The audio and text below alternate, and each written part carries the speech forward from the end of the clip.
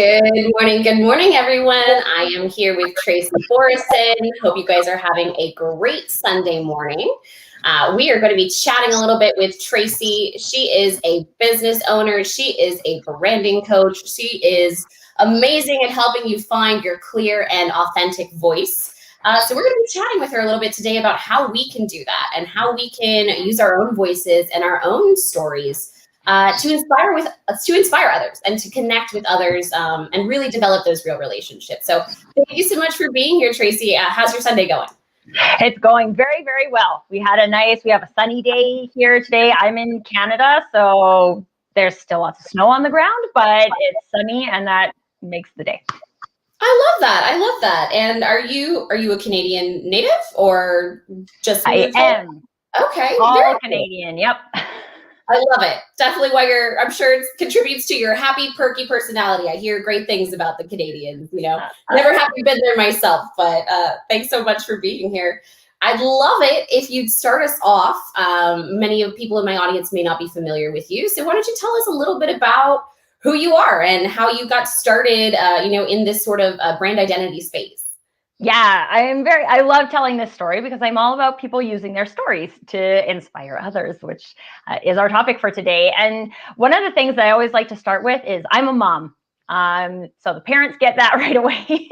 I have an almost 3-year-old son. I am so thankful for him every day because he brings this sense of wonder and joy with everything that he experiences. And it's really cool for me from the perspective of what I'm working on now, which is personal branding, to watch that happen in kids that age, because there's something that happens along the line where we all have that. And then slowly it gets buried underneath other things. And so I'm in the business of getting all that stuff back out and all that goodness into the world that we all are born with. And my journey into that, really, I'm kind of a go with the flow kind of person. I have never planned. I'll plan what needs to be planned, but besides that, I kind of just go with it. And so I kind of did that in my career. I went to business school. I majored in marketing. I got a random job right out of university being an event coordinator, which I really loved, actually. I love events and the people interaction and creating engagement and those types of things.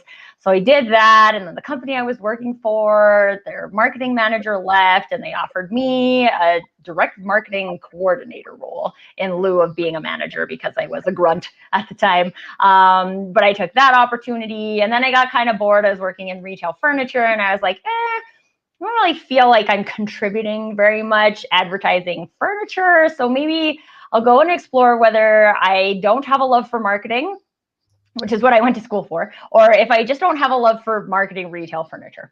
And so I went on this long transition. I worked in direct mail for a little while. I worked in marketing technology. And there was always something that brought me back to marketing. But I always had this love-hate relationship with marketing in terms of there's so much stuff that people convince you that you need through marketing that you don't need. But there's so many good stories that people have that need to be shared. So I always struggled with this. And when it finally came time, after I had my son, I was just very much no longer aligned with working in a corporate environment. I wanted to be home for dinner every night. And unfortunately for me, that wasn't the expectation that I had set before I had my son. I was a workaholic. I loved my job. But coming back into that, I was just like, whoa, I'm not ready to do that anymore. And so I kind of lost my spot. I came back and my spot was there, but I didn't really feel like I fit into it anymore. Bless my CEO's soul. She tried so hard to find a spot for me that would work. And it just wasn't right anymore. And so we parted ways. And then I realized, it's been my job for 12 years to be the voice of someone else. And now I have to be the voice of myself. What do I want to say? What do I actually stand for? Because I used to go to work every day and stand for what someone else stands for. Right. And so I got to go on this really neat adventure of like, what do I want to stand for? How do I want people to experience me? Because now it's just me. I don't have to worry about someone telling me that I can't post that on social media or anything. I can just like show up the way I want to show up. And it was so, I think there's two different ways that people experience it. I think for me, it was really empowering. I was just like, oh, I can say what I want. And I always say what you want with kindness at the heart, right? So like, yes, be good kind. intent. Good intentions. But if you have good intentions, then say what you have to say. You're providing value to people. And some people take it as like, oh my gosh, I can say whatever I want. How am I supposed to figure out what that means? And so it's very much an inside job, right? All of that information, we have it from being kids, and it's just like getting back into a pattern of using that and tapping into that. And it's been like very, very fun for me to go on my own journey, but then to also watch others go on that journey as well. That's incredible. That's absolutely amazing. And you brought up something that I think a lot of people who work in that space go through, because I do have some clients I work with who are copywriters or people very heavily involved in the brand space. So was it difficult to sort of find your own voice outside of that? Because I hear sometimes that once you've been someone else's voice for so long, that journey back to where is my voice can be difficult. Was it hard for you in that way? I don't think it was very hard for me to specifically answer the question, but it's because I really embraced the fact that I think I have something that's helpful for people to hear. And for me specifically in the personal branding space and kind of getting back to that nature of you, a lot of people talk about your why and your purpose and all of those things. And I think people get it conceptually, but they don't know how to get back to that part. And really what it is it's not an adding on, it's a peeling away. It's a peeling away of all of those things that don't feel authentic for you. So I get it too, definitely in the marketing space. People who have experience in the marketing space, it is much harder because you have been the voice of somebody for so long. But there's always those things, I call them personal brand misalignments, where it's something you do or it's something you say on behalf of another person and you're like, I would not say that. I wouldn't say that.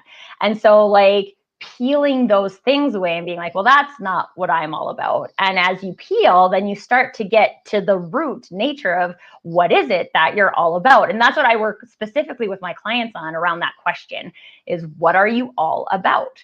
And then being able to share from that place, because then two things happen. One, you're much more excited about what you're saying. You get that like passion and the engagement in your conversations. But two, it's a lot easier to quote unquote create content. So ideas for what you want to share or seeing people doing it wrong, like that's one of the things that drives me crazy. I'm like, why are people still doing it this way?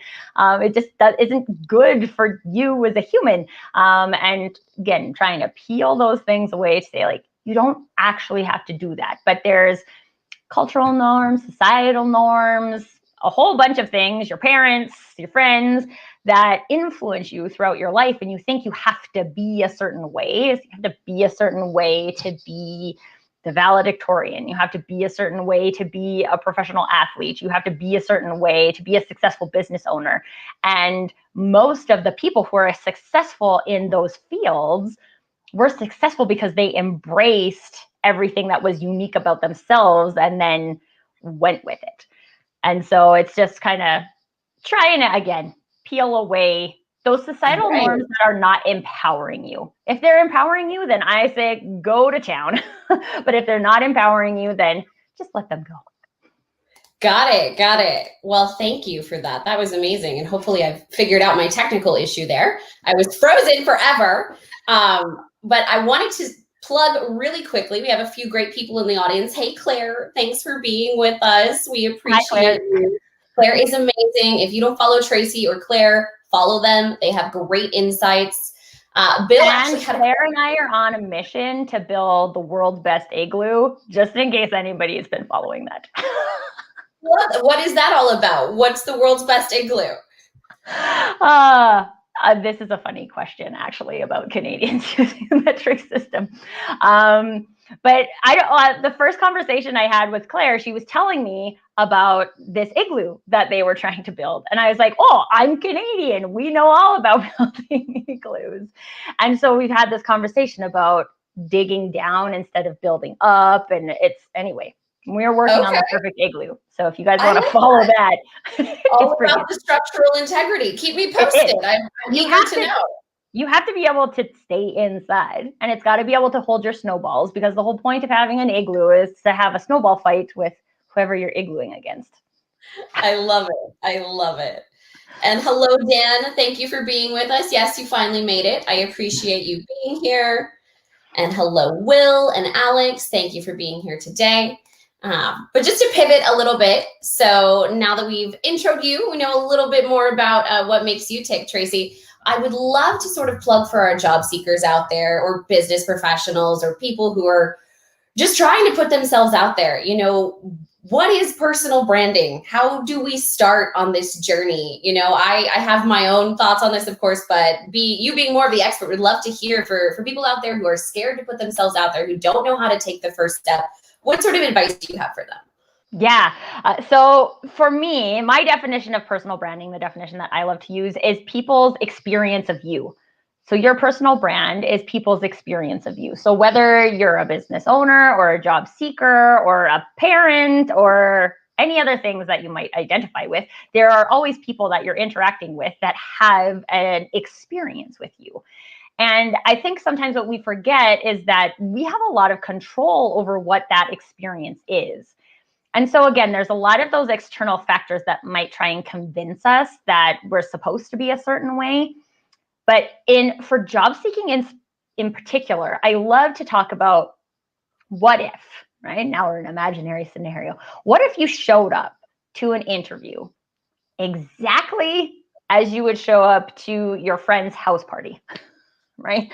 You're like really comfortable because you already know the people, right? And you show up just like yourself, and you're going to be like, well, people are going to like me or people are not going to like me.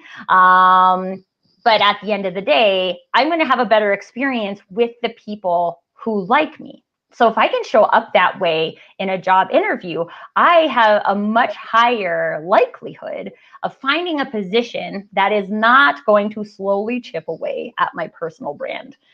I have a friend who once shared this story with me. When she came out of university, she went to business school. She had this black suit that she wore to all of her interviews. Like black suit, white shirt, very corporate, right? And she said she never felt like it didn't feel like it represented her. And she didn't get the opportunities that she was expecting to get. Like she was a public speaker in university, right? Like you would think that this person could show up. But the difference was, it's not that she couldn't show up, it's that she wasn't showing up as her authentic self.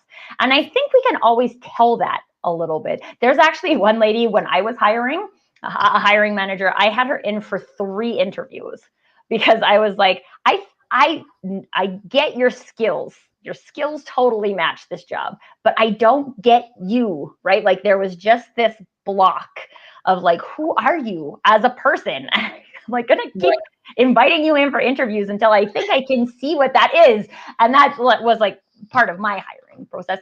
But a lot of people just look at like, here's the job. Technically, can you do the job on the piece of paper? And a lot of people can do a job on a piece of paper. It's kind of the downside of a resume, right? It's like a resume is all about comparing apples to apples, right? Like, here's what I asked, and here's what you say you can do. And so you get through the first level, right? But people still want to interact with people. There's certain skills. Like when I was managing, another thing that I always looked for was like, who has the skills, especially they like to do the things that I don't like to do, right? Like there are some things that I'm not good at. Graphic design. I have so many people ask me like, yo, you're a branding specialist. You must be awesome at graphic design. Like, no, I'm brutal at graphic design. I hire graphic designers to do graphic design, right? Like know what you're good at. But coming in and just trying to be something else that someone is expecting you to be it might get you the job, but how long is that going to feel like a really good match for you and for your employer, right? Like it just is really, really hard to show up trying to be something that you're not every day. And working 8 hours a day, regardless of what job you do, it slowly drains your energy, right? You pour in a lot of energy into your work, especially people who are like really passionate about doing a good job. You pour in a lot of energy. And if you are in a job that is misaligned with who you are as a human, you put in even more energy. And then guess what? You come home and you got nothing. Right? You have nothing for your spouse, you have nothing for your friends, you have nothing for your kids, and then you yell at your kids and you wonder why. Right? Well, you've been slowly drained all day. And then this happens to my husband a lot because he's still in a 9-to-5, and I watch him because he's working from home now. I watch him just get like slowly chipped at all day. And I'm like, no wonder you get mad when the kid won't eat his broccoli, right? Like it's not that shocking, but it's also like, well, he never eats it until you like coax him for 20 minutes, right? Like this isn't unusual. But it just like you don't have that patience. Whereas if you have a job, and here's the other thing about personal branding. So even like before you go into a job search, so maybe you're not job searching right now, or maybe you are, but haven't found the right opportunity. The ability for you to know which is the right opportunity is so much higher because you know these things about yourself, and you can look at a job description and be like, oh, that sounds terrible. Or even sometimes culture things, right? So like leaders, any leader anywhere leads on a set of values, right? And like there's morals. I'm not talking about morals. I'm talking about like personal values, right? Some people value wealth, some people value family, some people value achievement, right? Like there's 100 different ones you can choose. But if you know what yours are, your top 3 personal values, and you can go into an interview with an organization and you can find out that they have those same 3 top values, then the likelihood of you being successful at that organization is much higher because you have the value alignment. So if you go into, I have a blog that'll be released later today where I was talking exactly about this, because if I have a leader who is wealth-minded, like I'm just not, right? And like, that doesn't mean that there's something wrong with them or there's something wrong with me. It just means that we're not aligned in terms of what we're working towards. So if you give me like a whole bunch of KPIs based on dollars, but I don't feel like I'm contributing to like the goodness of people, then that just it doesn't work for me, right? Like it doesn't actually drive the behavior you're hoping to drive. And so knowing those things about yourself and then finding a leader or manager who has those same values those are those jobs where people are like, I got promoted in 2 months because you're excited to go to work every day and you love your job, and it doesn't feel like it's slowly chipping away at your soul. Yeah. When you can bring that passion, I think it makes a big difference in your trajectory, in the way you show up, in your happiness levels. And that's why I think it's so important for job seekers, professionals out there, to interview companies as much as they're interviewing you, right? Do your research about their values, know what they stand for, and maybe don't necessarily bite at the first thing, really take your time to find something that's going to be a good fit long-term, so that you can really cultivate that happiness and move forward in that way. So I think that's super valuable. Thank you for sharing. Would love to now sort of pivot into who inspires you. So, I'm sure you draw inspiration from various places in your life, probably your family and others, but would love to hear a little bit about, where you turn for that sort of inspiration. Yeah. Well, I mentioned one already. My son is a really big source of inspiration for me because anybody who has young kids, this, like they ooze their personal brand, right? And I actually have sometimes where I'm like, oh, that's so sassy. I love it. Ooh, but you probably should get in trouble for that. And I struggle with that because I really want to embrace his personal brand, but at the same time, you still have to parent. It's an interesting balance. But man, the way that he just embraces life and loves things. Like, he's all about ceiling fans, and he like couldn't care less what you think about ceiling fans. He loves ceiling fans, and he's going to talk about ceiling fans, and he's going to make you play with ceiling fans and watch ceiling fans falling off the roof on YouTube, which is an entire channel, in case you're wondering. I know it's kind of funny what these kids can find nowadays on YouTube, but he's so like, I love it. It really draws me back to like, what are those things about life that I find so inspiring? And so like, I mean, we're in COVID lockdown still in Canada. And so it's mostly me and my son and my husband in my daily life. And so he definitely is the biggest source of inspiration for me right now. But one of the other things that I love and I actively look for is other people who are just owning what it is that they do. So regardless of industry, personal branding kind of falls into marketing. My background is in marketing, so I put it into marketing.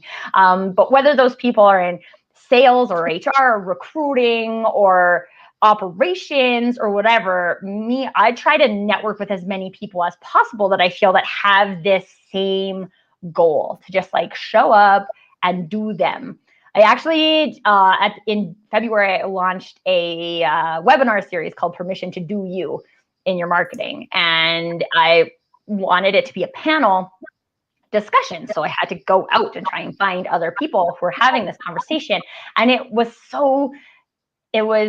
thrilling. I would actually use the word thrilling to me to find so many people who are talking about the same thing. And I just don't see it enough like in front of people's faces. And so it's been really exciting for me to take people from all of these different areas, put them together and say like, hey, what does this look like for you? What did your journey in personal branding look like? Because everybody's is different, right? Every single person is different.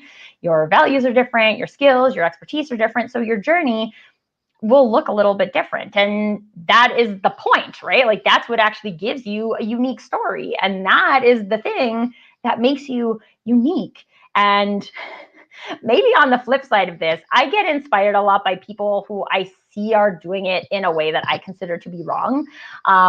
So there's still so many people, especially in the marketing arena, that are just like, I have the answer to your problem. Just like come buy this email funnel and it'll get you all the things that you need. And I'm just like, that person doesn't know anything about me. How could they possibly guarantee that this email funnel is going to work for me? And so many people just like $27, $49, so much money away trying to find the answer, but the answer is inside of you. And so I would also say that those people inspire me to continue to share my message because it's continually overshadowed by the people who want to tell you that they have the answer. So, I mean, in a very long-winded sort of way, I try to draw inspiration from as many places as possible.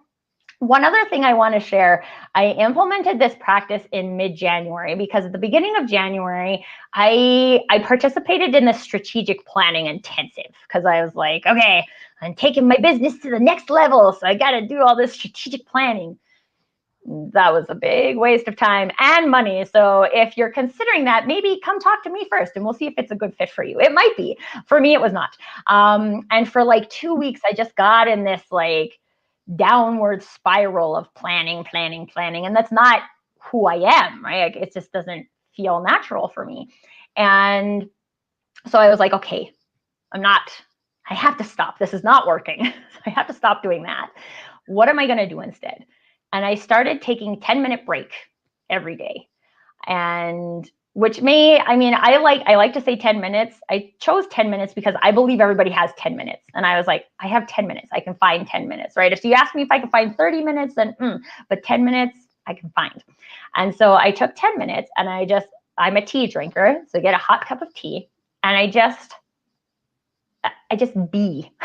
So I call it my celebration of me time. And all it's not about meal planning. It's not about solving a business problem. It's not about where I'm going to find my next client, right? Like it's not that. It's just a break. For me, it's not working out. It's not doing the laundry, right? Like it's not the things. It's just being me and finding that anchor of like who I am and what I'm here to do and connecting back to that and using that time. And you'd be surprised. I tell a lot of people this and they're like, ooh, I did it for like 1 minute and it felt so hard. It's just like a thing you don't do. You have to practice it just like anything else.